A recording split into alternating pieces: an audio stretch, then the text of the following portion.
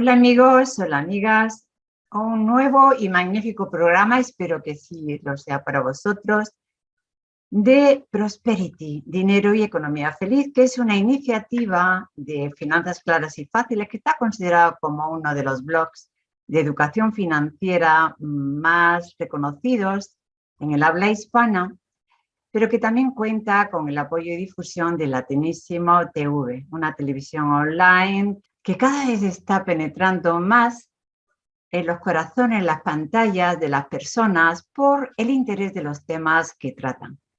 Por nuestra parte, tratamos temas de interés como es el dinero, las finanzas, las inversiones, la educación financiera.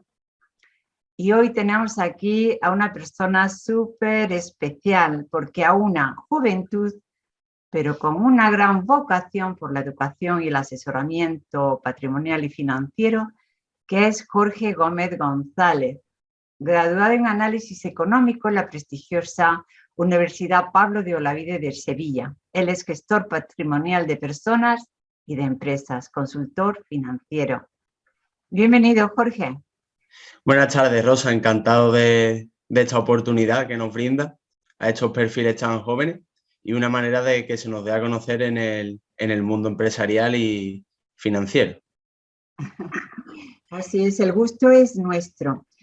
Y es que a través de conocerte, que yo te he conocido a través de LinkedIn, que es una buena red profesional, y vemos ahí la actividad que se hace unos y otros, a mí me interesó lo que tú haces como asesor de patrimonio personal y empresarial, sobre todo porque estás en un mundo que hoy día es desconocido para muchos, muy popular para otros, que es la banca fintech.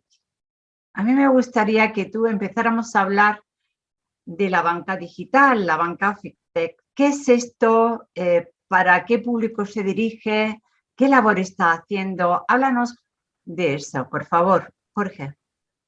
Bueno, Rosa, como tú has comentado, este es un mundo desconocido para muchos, pero muy conocido para otros, sobre todo para el público joven, que es el que más familiarizado está con esto. Pero bueno, también comentar que casi todo el mundo utiliza al cabo la fintech, porque todo el mundo utiliza esas transferencias inmediatas de dinero y eso no deja de ser una fintech. Esto viene de la unión de finance y technology, que mezcla un poquito tanto las finanzas como la tecnología. Y lo que hace es un proceso bastante más dinámico y sencillo de que las personas puedan gestionar su patrimonio de forma mucho más cómoda. ¿Esto qué quiere decir? Hace que los procesos sean mucho más sencillos. Y aquí entra el desconocimiento de mucha gente porque le teme a esa parte tecnológica. Pero cada vez es más la población que está utilizando dichos procesos. Si me lo permite, lo está utilizando quizá porque no hay más remedio, porque está habiendo una revolución en el sector financiero, de manera que el sector clásico de la banca, estamos viéndolo como usuarios también, cómo está cerrando montones de oficinas, cómo está potenciando el uso de los cajeros, las apps tanto en el móvil como en los ordenadores. Pero Exacto. realmente esto ya ha venido para quedarse, esta forma de operar y la banca que pudiéramos llamar digital. Exactamente, pero no solo la banca digital, sino también con la situación que hemos vivido actualmente con el COVID, la tecnología se ha visto muy avanzada. Las personas ya compran a través de sus ordenadores, de sus móviles. Algo que ha sido muy beneficiario durante el COVID han sido las videollamadas, las llamadas en grupo, el teletrabajo. Por ejemplo, la plataforma Zoom ha sido muy utilizada durante esta pandemia que hemos vivido.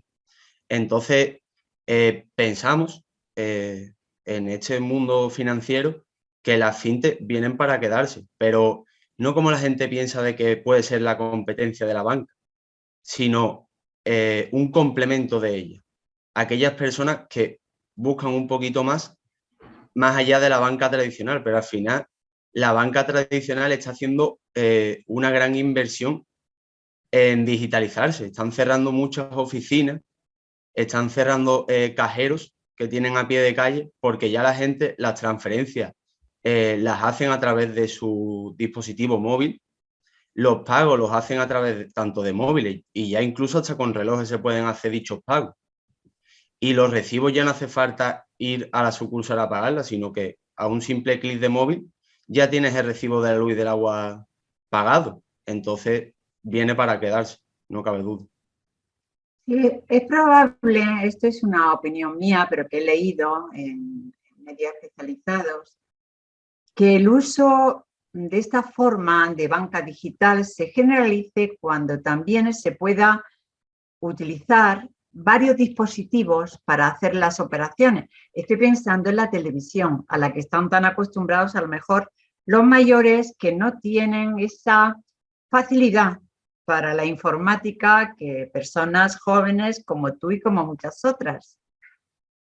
Exactamente, actualmente ya cada vez se va extendiendo más el uso de estas plataformas. Y bueno, también hay fintechs que desarrollan también tarjetas para proceder a pagos para aquellas personas que aún son reacias a la utilización de dispositivos electrónicos. También les facilitan en muchos casos esa tarjeta de crédito y que puedan realizar los mismos hábitos que tenían anteriormente, seguir realizando, pero utilizando una fintech, ya que muchas de ellas dan rentabilidad por tener el dinero en sus cuentas, ya que, claro, minimizan costes, no tienen sucursales a pie de calle, no tienen tantas personas físicas trabajando con ellos. Entonces, una minimización de costes hace que puedan ofrecer mayores rentabilidad. No hay más. Habrá que ver también los aspectos positivos de este cambio profundo que está experimentando el sector financiero y bancario. Nos gustaría preguntarte qué diferencias crees que hay ahora en el asesoramiento financiero respecto a antes, hace unos años. Bueno, como has comentado, actualmente están entrando perfiles bastante jóvenes, sin experiencia, pero con mucha formación y muy familiarizados con la tecnología, desde programación en informática hasta conocimientos en economía bastante avanzados. Entonces, eso es un cambio respecto a antes. También esto que conlleva a que estos perfiles jóvenes puedan realizar los procesos mucho más ágiles porque conocen tanto la parte financiera como la parte informática. Entonces, aparte de ágil, también es más sencillo, tanto para el cliente como para el asesor en sí. También tenemos que destacar algo bastante importante, que es la regularización. ¿Por qué? Porque esto ha hecho que esta profesión esté mejor vista, ya que obligan a una certificación que se renueva anualmente porque el mercado va cambiando constantemente. Entonces es necesario que los asesores financieros estén certificados para poder llevar a cabo esa gestión con los clientes. Eso yo le doy muchísimo valor porque grandes errores que ha cometido la banca, que todos conocemos, ha sido precisamente por intentar y hacerlo, vender productos a personas que no conocían profundamente los riesgos de esos productos. Entonces, sabemos que hoy había unas regulaciones europeas incluso de que hace que esté apoyando precisamente la profesionalización del asesor financiero. Exactamente. Hace poco leí un documento en el cual decía que un asesor financiero no vende productos, sino presta un servicio, tanto como de asesoramiento patrimonial y financiero, como de educación financiera. Un punto bastante importante en la sociedad, porque después de la crisis de 2008, la gente es muy reacia a la gestión patrimonial. Entonces, es una figura bastante importante en esas personas que han perdido un poquito la confianza en el sector bancario. Cuéntanos entonces cómo te gusta a ti o cómo es, digamos, profesionalmente ese asesoramiento financiero y patrimonial que tú haces, Jorge. Personalmente, lo que diferencia es la personificación, el conocer a la persona. Entonces, yo llevo a cabo un sistema denominado EDA, ¿vale? Que lo que buscamos en las personas, porque no son clientes, son personas.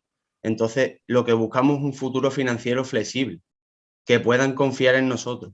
Entonces, el primer punto importante es el estudio, es conocer y analizar cuál es la situación de la persona, no solo financiera, sino también personal, porque las personas tienen preocupaciones. Puede ser la jubilación, puede ser los estudios de sus hijos, la compra de una vivienda, o que simplemente necesita ahorrar o quiere invertir. Ese es el punto más importante, el conocer a la persona, tanto financiera como personal. Después llevo a cabo el segundo punto, que sería la demostración. A mí siempre me gusta llevarle 2 o 3 propuestas al cliente y que el cliente sea el que decida. En todas ellas, en todas las demostraciones que le llevo, me gusta explicarle detalladamente qué es lo que hay, cuáles son los productos que le pueden beneficiar, pero que conozca a detalle cuáles son los pros y los contras y que sea el cliente el que elija, no yo el que se lo impongo, porque si le llevo una propuesta va a decidir esa porque es la única herramienta que tiene a su disposición. Pero si le llevo 3, él va a ser el que va a tomar la decisión. Y para mí el punto que marca la diferencia, que es esa A, que es el acompañamiento, el estar en constante contacto con la persona, porque su situación, tanto financiera como personalmente, puede cambiar de un día para otro. A lo mejor un día está muy bien financieramente, tiene solvencia, pero sí puede cambiar en 2 meses. Entonces a mí me gusta siempre tener una toma de contacto, mensualmente llamarlo, o cuando él tiene una necesidad o una duda, que sepa que me tiene a su lado. Claro, pero en eso hay una gran diferencia porque hoy precisamente en estas fechas está habiendo un movimiento de queja, sobre todo por el sector de los mayores, que ven cómo con el cierre de las oficinas se ven desatendidos por personas y los encaminan hacia los cajeros, las aplicaciones móviles, el teléfono o el ordenador. Así que me parece tremendamente importante la cercanía, el asesoramiento personalizado. Sí. En tu opinión, ¿cómo se estás viendo entonces el sector del ahorro ahora mismo en España? Parece ser que la capacidad de ahorro o el hecho de ahorrar se ha incrementado bastante en este tiempo de crisis del COVID. Efectivamente, la gente financieramente está ahorrando, pero esos ahorros no los está gestionando de la mejor manera posible. ¿Por qué? Porque, como hemos comentado antes, esa desconfianza hacia la banca hace que las propias personas prefieran guardar el dinero debajo del colchón, como se dice, que gestionarlo. Es verdad que muchos clientes han sufrido o les han asesorado con productos bancarios, los cuales los clientes no sabían lo que contrataban. Entonces, ese ahorro periódico, muchos clientes ya por sus familiares, pues les han creado esa propia desconfianza. Entonces, es verdad que el poder de ahorro ha aumentado, pero la confianza se ha perdido. Entonces, es lo que tenemos que volver a luchar, que crean en la importancia de un asesor financiero que les ayude a una gestión correcta de ese patrimonio.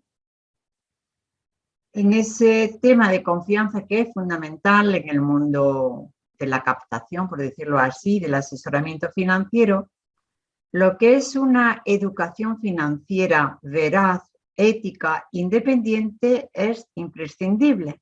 ¿Cómo lo ves tú? Exactamente. Actualmente están saliendo muchos asesores financieros independientes que tienen colaboración con distintas entidades, pero no pertenecen a ninguna. ¿Qué es lo que hace esto? Que el asesoramiento sea mucho más honesto e independiente. Al final el asesor no va a estar condicionado, como se dice, por unos colores o una marca, sino que es totalmente indiferente. Lo que busca es el bien del cliente, que al final es lo que tenemos que inculcar, tanto a los gestores que venían ya de banca tradicional, como a los asesores que estamos saliendo actualmente, que lo que tenemos que mirar es a la persona, no mirar los intereses nuestros. Tú has dicho un tema y es que debido a la mala experiencia que se ha tenido con algunas entidades financieras que les han vendido productos de ahorro e inversión que no eran adecuados y que tenían unos riesgos de los que desconocían, las personas dices tú, que prefieren guardar el dinero bajo el colchón. Pero eso no es, en mi opinión, como también coach financiero que soy, no es una opción. Es una opción, pero que tiene sus precios y el precio está en el índice de precios al consumo o la inflación, que Efectivamente. actualmente me parece, no sé, recuérdamelo tú, pero creo que está alrededor del 6%. Sí, 5,7, 5,3, 6%, está rondando. Entonces, la inflación se come ese dinero debajo del colchón. Háblanos en palabras sencillas, ¿qué supone la inflación para el dinero debajo del colchón? La inflación es perder poder adquisitivo. Es fácil. Si tú tienes 1 euro hoy, te puedes comprar una barra de pan, pero mañana esa barra de pan va a valer 1,20. Entonces, ese euro que tienes ya no te va a valer para comprar esa barra de pan. Necesitas recuperar esa diferencia. Entonces, si no luchamos contra la inflación, no vamos a poder comprarnos esa barra de pan. El tema de la inflación todos sabemos que es algo complejo, muy complejo, y que de alguna manera luchar con la inflación supone el poder generar rentabilidad a nuestro ahorro que al menos compense ese valor de la inflación. ¿Eso Efectivamente. cómo se hace teniendo en cuenta que hay dos factores importantes que son contrapuestos? Por una parte, la seguridad, la disponibilidad y también el riesgo. ¿Cómo se come esto? Podemos ver que dentro del mundo financiero hay muchos productos que intentan combatir esto. Tanto los conocidos fondos de inversión, donde la gente intenta rentabilizar su patrimonio, como actualmente el mundo fintech, que también le saca esa rentabilidad al patrimonio. Entonces, ¿cómo se gestiona? Fácil. Había compañías antiguamente que ofrecían hasta el 7-8%. ¿Por qué? Es fácil, porque sus gastos fijos eran mucho menores. Tenían menos sucursales bancarias, menos personal, menos cajeros. ¿Qué hace esto? Que te puedan ofrecer esa rentabilidad. Actualmente la fintech, ¿por qué pueden ofrecer esa rentabilidad? Porque no tienen oficinas físicas, no tienen tanto personal. Es todo tan digital que te pueden ofrecer perfectamente eso. Y también comentar que están actualmente ya cada vez se va incorporando más. Hay más fintechs en el mercado y cada vez está más regularizado. Es dinero electrónico que al final también está regularizado por los pertinentes aseguradores de este dinero electrónico. ¿De quién son las fintechs? ¿Hay capital español o ha habido una incursión grande de fintechs, digamos, extranjeras? Bueno, hay una mezcla de todo. Al final, muchas de ellas lo que hacen es crowdlending indirecto. Al final es como la banca tradicional. Coge dinero y presta dinero. La banca tradicional siempre ha realizado ese proceso y las fintech están realizando el mismo proceso. El crowdlending indirecto. Yo tengo un patrimonio y se lo presto a diferentes personas. Pero al final la fintech está por todo el mundo, cada vez hay más fintech y en diferentes países. Pero nacional también encontramos algunos casos. Ahora es el tema de las garantías, que es algo que siempre ha preocupado. Es decir, actualmente ya sabemos que si tienes dinero depositado en España, hay un fondo de garantía de depósitos que hasta 100.000 euros, en caso de que quebrara la entidad, te lo pueden devolver. Pero en el caso de la fintech, ¿cómo funciona eso? Ese patrimonio se deposita, por ejemplo, en bancos en Reino Unido, que está gestionado por la FCA, que es es el asegurador de Reino Unido. Igual que lo tenemos aquí en España, sería el caso de Reino Unido. Pasa que es verdad que aquí en España pues, es menos conocido, pero es uno de los más de los más importantes mundialmente, porque al final esa FCA se gestiona a través de los propios, de las propias empresas. Entonces le interesa que sea lo más transparente posible. Danos desde tu conocimiento y experiencia unas pautas sencillas de educación financiera para las familias de hoy.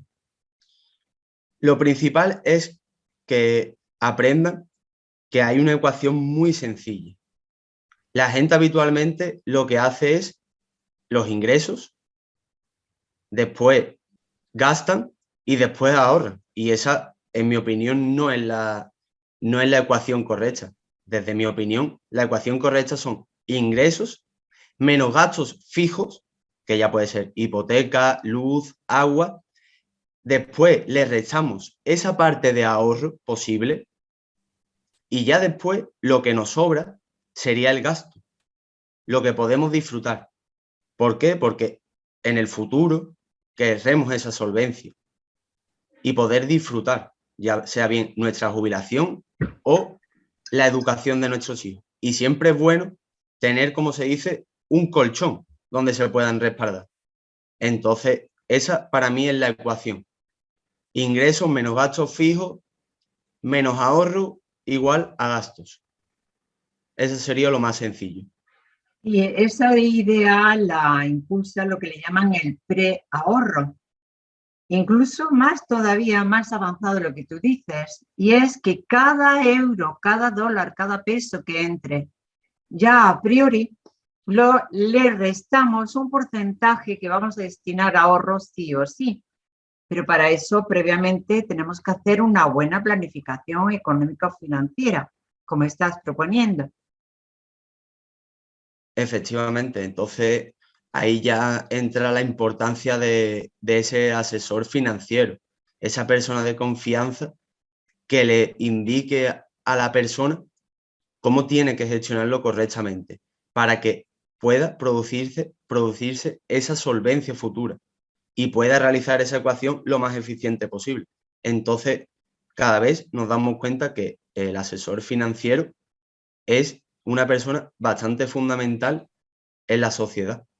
Es verdad que en España estamos un poquito más atrasados, esa figura no ha sido tan importante, pero otros países como Estados Unidos, el asesor financiero es una persona fundamental, tanto en familias como en empresas.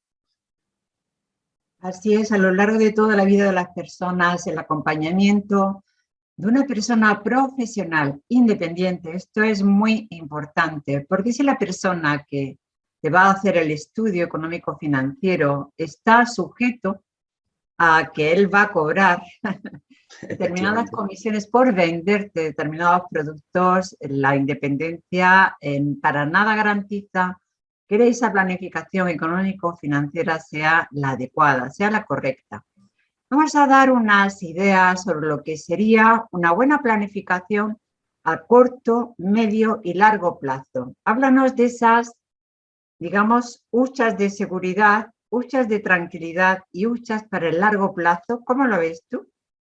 Vale, primero, siempre tenemos que saber que tenemos que tener dinero líquido y disponible, porque en cualquier momento nos puede surgir un imprevisto. Entonces, siempre hay que tener, aunque sea ahorro, esa base líquida que podamos usar en un momento puntual que nos haga falta. Pero es verdad que también podemos utilizar diferentes productos financieros o gestiones donde el propio cliente se planifique. Tenemos el corto plazo que lo tenemos cubierto con ese dinero líquido en cuenta que podemos disponer inmediatamente. Pero también es importante plantarnos qué podemos de aquí a un medio plazo. Un medio plazo sería 3-5 años, ¿vale? Pues dentro de este mundo financiero hay distintos productos que aportan valor a ese ahorro de 3-5 años. Tenemos los conocidos fondos de inversión, que lo ideal es mantenerlo entre 3 y 5 años para sacarle la mayor rentabilidad posible. Pero también vemos que el sector fintech también está proporcionando ese tipo de ahorro a 1, 3, 5 años, incluso ya lo tenemos mensual, que es ideal para personas autónomas. Pero eso sería también una forma de gestión. Y dentro del largo plazo, que ya ahí podemos gestionar distintos tipos de productos. Ahí ya tenemos que tener en cuenta la edad, los gustos, las necesidades u objetivos de esas personas. Una persona joven, ¿cuál sería su objetivo? Pues la compra de una vivienda, evidentemente. Pero para la compra de una vivienda hay que demostrar solvencia económica, necesita ahorro. Entonces, ese ahorro hay que tenerlo desde el primer momento que pienses que necesitas una casa. ¿Qué la quieres de aquí a 10 años? Pues de aquí a 10 años tenemos productos financieros, tenemos varias posibilidades para gestionar esa compra de esa vivienda. También, ¿qué pasa? También tenemos otra preocupación bastante usual en la sociedad española, ¿cuál es? La jubilación. La gente no sabe lo que va a pasar con su jubilación. A día de hoy, ¿quién nos garantiza, por lo menos a mí, quién me garantiza que yo el día de mañana vaya a tener esa jubilación? Nadie, porque cada vez hay menos dinero y cada vez hay más población. Entonces, la pirámide está totalmente invertida. Pocas personas jóvenes que paguen esa jubilación. Entonces, eso es un problema que hay que gestionar desde el primer momento. Algo que es muy famoso es la dicha mochila austríaca, que desde el primer momento se va gestionando el ahorro personal de las personas. En España no se gestiona, pero países nórdicos, esa mochila austríaca desde el primer momento se está gestionando. Cada vez es como una hucha, tú vas guardando tu dinero y el día que te jubiles sabes que tienes eso. Y en España, ya que tenemos las pensiones públicas, pues no sería, como hemos hablado antes, el IPC, a lo mejor con esa jubilación que nos queda no sería suficiente y necesitamos un plus más. Siempre se ha conocido los típicos planes de pensiones, pero esos planes de pensiones no son para todo el mundo. Hay otro tipo de productos que a lo mejor no son tan largoplacistas, pero que también funcionan perfectamente. Pero claro, bien gestionados. Muy bien. Háblanos también de algo que es fundamental para cuando una persona se decide a invertir en un fondo de inversión. Y estoy hablando de las comisiones. Las comisiones que cobran las empresas y los intermediarios y que de alguna manera restan rentabilidad a esa ganancia para el inversor.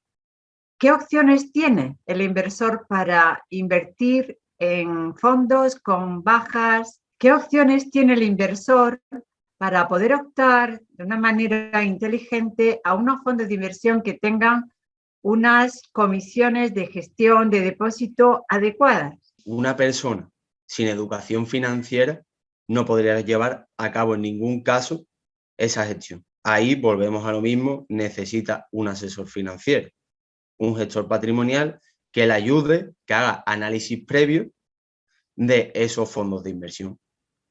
Como hemos dicho antes, totalmente independiente. ¿Por qué? Porque si yo estoy trabajando para X compañía, pues al final, ¿qué me interesa? Que ese cliente meta ese dinero en dicho fondo de inversión que al final tienen el nombre de mi entidad. No es lo correcto, no es lo honesto, entonces hay distintas alternativas, distintas gestoras, distintos fondos de inversión con nombres totalmente independientes que serían opciones bastante correctas y con mucho potencial para dichos clientes. Entonces, esas comisiones hay que tenerlas muy en cuenta, eso es trabajo del asesor, de explicárselo, pero para ello necesitamos asesores financieros totalmente independientes que no tengan intereses propios por algún fondo en concreto. ¿Cuál es tu opinión, Jorge, sobre la gestión activa por parte de los gestores y lo que le llaman la gestión pasiva, que son más propios de los fondos indexados? ¿Qué es lo más adecuado? Es decir, sé que es una pregunta genérica, pero hay cierta controversia. Como se dice, para gustos colores. Hay personas que le gustan fondos indexados y personas que no. Una gestión activa puede ser muy eficiente, pero si la gestora lo está haciendo correctamente. Otra vez volvemos a lo mismo, parte fundamental del asesor de presentarle al cliente fondos que tengan una trayectoria buena, que sepan que la gestora lo está haciendo bien durante X tiempo y poder ofrecerlo al cliente, decirle, mira, este fondo la gestora lo está haciendo muy bien durante muchos años y probablemente siga así. Entonces, una gestión activa es en mi caso o en mi opinión, fundamental. ¿Por qué? Porque lo hemos podido vivir durante el COVID.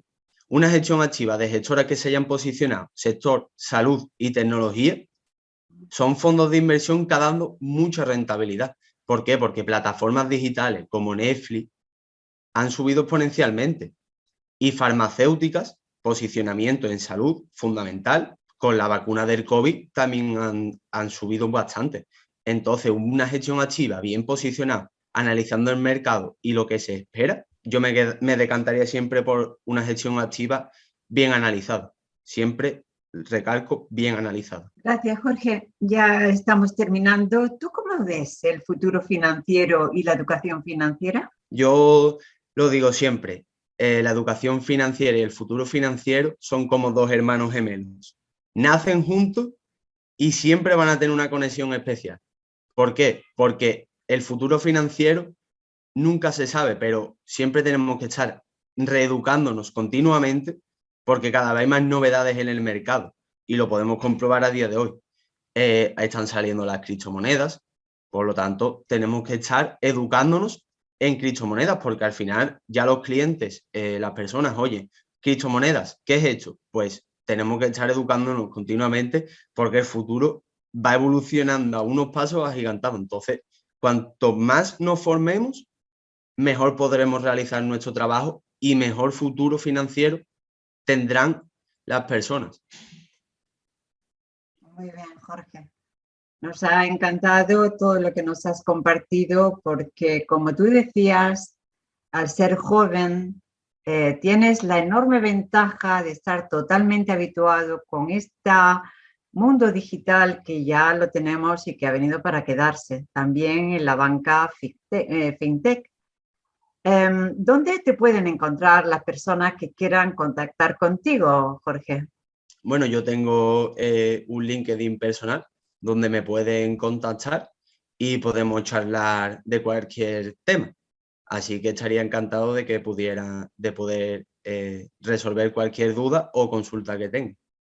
Muy bien, pues muchas gracias, Jorge. Ha sido una delicia contar contigo, con tu conocimiento, tu experiencia también y sobre todo, pues es estar al día a las necesidades que hoy tienen las personas de aprender a gestionar su dinero, sus finanzas, sus inversiones de una forma inteligente. Y una de esas vías, desde luego, es poder contar con asesores financieros y patrimoniales independientes que puedan hacernos un estudio personal adecuado a nuestras situaciones de vida, en la que vamos a contemplar la edad, la capacidad de ahorro, el riesgo y nuestras necesidades a corto, medio y largo plazo.